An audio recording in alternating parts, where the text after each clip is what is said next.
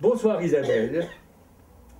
Eh bien voilà, je vous dis Isabelle parce que comme j'ai eu le plaisir de vous connaître enfant, voilà, je vous retrouve et je me rappelle très très bien de vous en retrouvant ce portrait, enfin que grâce à vous je revois évidemment je n'avais aucun document, donc malheureusement aucun souvenir, si ce n'est que de véritables souvenirs, mais pas des souvenirs de mes portraits. Et donc je suis absolument ravi, grâce à Jean-Louis, de retrouver cela, et je vous en remercie très sincèrement. Alors, bon, bien sûr, il y a bien longtemps de tout cela, je vais essayer de répondre point par point à votre gentil lettre, et voici. En fait, donc, primo, vous demandez, vous aimeriez savoir en quelles circonstances et quel était l'esprit de cette commande. Alors voilà, c'est très simple, on va remonter un petit peu dans le temps. En 1940, votre grand-père, Paul-Henri Spaak, avec le gouvernement Pierlot, rejoint Londres. Bon, il s'évade de Belgique, il quitte la Belgique, après avoir, comme tout le monde le sait, supplié notre souverain Léopold III de le suivre à Londres. Léopold III refuse. Paul-Henri Spaak, votre grand-père, va à Bordeaux. De Bordeaux, il trouve un moyen de transport, il rejoint Londres avec tout le gouvernement Pierlot, hélas sans le roi, et il se met donc au service de la Belgique résistante, comme celle du général de Gaulle pour la France.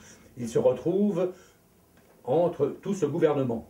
À Londres, il y a une jeune femme belge qui s'appelle Simone Dear. Simone Dear reçoit chez elle, dans sa maison de Chelsea, tout le gouvernement belge, puisqu'elle-même est d'origine belge, elle habite Londres depuis des années, mais elle reçoit, bien entendu, tous ses compatriotes à Londres, dont, bien entendu, Paul-Henri Spaak, à cette époque, ministre des Affaires étrangères de Belgique, dont Pierlot était donc le Premier ministre. Et à cette époque-là, donc recevant tous ces gens chez elle, pendant les 4 ans que dure l'occupation en Belgique, Paul-Henri Spaak étant seul à Londres, Marguerite était restée en Belgique avec les enfants, et bon, ce qui est arrivé arriva, ils tombèrent amoureux l'un de l'autre, la guerre, etc., faisant que, et Marguerite si loin, Paul-Henri avait oublié Marguerite pendant un certain temps, et voici comment Paul-Henri Spaak a connu Simone Dear, et nous habitions Londres également à cette époque-là. Et comme nous étions évidemment belges aussi, et que Simone Dear étant belge aussi, nous avait reçus plusieurs fois à Londres chez elle, et Simone Dear était devenue une très grande amie de mes parents. Voilà ce qui explique les choses. C'est Simone Dear qui m'a demandé, quand vous étiez enfant, de faire le portrait des 3 petites filles de Paul-Henri pour les offrir à Paul-Henri. Voilà la raison de cette commande. Je ne sais pas ce qui s'est passé par la suite, parce que Paul-Henri n'était pas encore divorcé à l'époque, je crois, dans mes souvenirs d'ailleurs, qu'il n'a jamais divorcé. Je crois qu'il a attendu le décès de votre grand-mère pour se remarier avec Simone Dear, et donc il a voulu offrir ça. Pourquoi ces portraits n'ont pas été offerts à votre grand-père? Est-ce que ça correspond dans les dates? Je ne sais plus. Peut-être au décès de votre grand-père, je ne sais plus. Mais toujours est-il que ces portraits n'ont pas atteint le but qui s'était désigné, donc qui était ce cadeau qu'il voulait faire les petites filles de Paul-Henri Spaak, les offrir. Simone Dear voulait les offrir à Paul-Henri Spaak. Simone Dear, comme vous le savez, qui est devenue la seconde Madame Spaak. Voici les raisons. Alors, dans le souvenir de ceci, vous me demandez la saison, quand ça s'est passé. Moi, je me souviens, je n'avais pas de voiture, et je remontais l'avenue du Ver-Chasseur jusqu'à chez vous, dans la neige. Je me rappelle un jour où je suis venu avec mon carton à dessin sous le bras. J'ai remonté l'avenue du Ver-Chasseur parce qu'à l'époque, je crois que le tram s'arrêtait chaussée de Waterloo ou Vivier-d'Oie, il fallait remonter à pied jusque-là.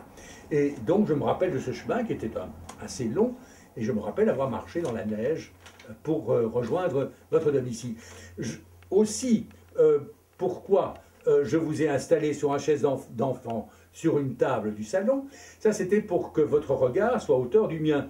Et moi je m'étais assis sur une chaise en face de vous, avec une autre chaise tournée dans l'autre sens, en appuyant ma planche à dessin sur le dossier de cette chaise qui me servait de chevalet. Donc il fallait que tout cela soit à la même hauteur. Voilà la raison. C'était la raison de la hauteur de la chaise chevalet et la raison pour que la petite fille adorable que vous y étiez soit à la hauteur de mon regard. Voilà. J'espère beaucoup, un jour prochain, avoir l'immense plaisir de rencontrer la petite fille qui est devenue certainement une adorable jeune femme, et qu'avait d'autres comme questions. Dans ma mémoire, je me souviens des séances de pause. J'en suis désolé si je vous ai fait souffrir. J'ai demandé, j'en ai fait le moins de séances de pause possible, et j'ai essayé de ne pas... je crois que je vous parlais, que je vous racontais des histoires, mais enfin, bon, je ne pense pas qu'on faisait ça dans le silence, peut-être que vous, mais je sais que je vous parlais. Donc, aucun souvenir. Parlions-nous? Si, nous parlions. Il me semble que c'était l'hiver. Donc, comme je vous dis, c'était absolument l'hiver, puisqu'il y avait de la neige. Et il y avait aussi du soleil sur la neige, ce qui rendait la pièce très claire par la réverbération de la neige. Ben, c'est bien maigre tout cela, dites-vous. Mais non, c'est pas si mal tout ça. Je ne sais plus quel âge vous avez, parce que malheureusement, la photo que j'ai, je n'ai pas la date. Mais vous étiez en tout cas, vous et vos sœurs, trois petites filles absolument adorables. Et je me souviens vraiment très bien de vous à cette époque-là. Voilà, qu'est-ce que... Enfin bon, à part cela, sur moi, puisque vous demandez que je savoir un peu plus sur moi, eh bien, donc moi j'ai continué ma vie de peintre, j'ai beaucoup voyagé, j'ai beaucoup peint à travers le monde, puis j'ai été nommé professeur à la Cambre, qui est l'École nationale supérieure d'architecture et des arts visuels de Bruxelles, je ne sais pas si pour votre information, mais enfin donc, et là j'ai été professeur pendant plus de 30 ans à la Cambre. Mais comme nous avions de longues vacances, ça m'a permis de continuer à voyager dans le monde entier, à faire des paysages et à interpréter la nature telle que je la voyais, plutôt que de paysages très figuratifs, ce qui n'était pas le cas, et ce que j'ai fait à travers le monde. Puis j'ai fait différentes expositions, et j'ai encore fait évidemment certains autres portraits. Mais le portraitiste principal de carrière de portraitiste, ce n'était pas moi. Moi, j'ai fait des portraits, effectivement, mais le portraitiste en question, qui était une sorte de portraitiste officiel, puisqu'il a fait non seulement le portrait de votre grand-père, il a fait également le portrait de Camille Haussmann, il a fait également le portrait d'Achille Van Acker, de Pierre Lot, etc., etc.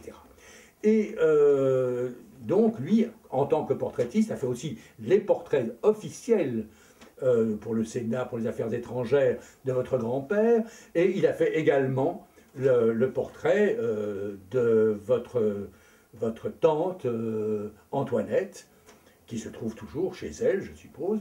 Voilà.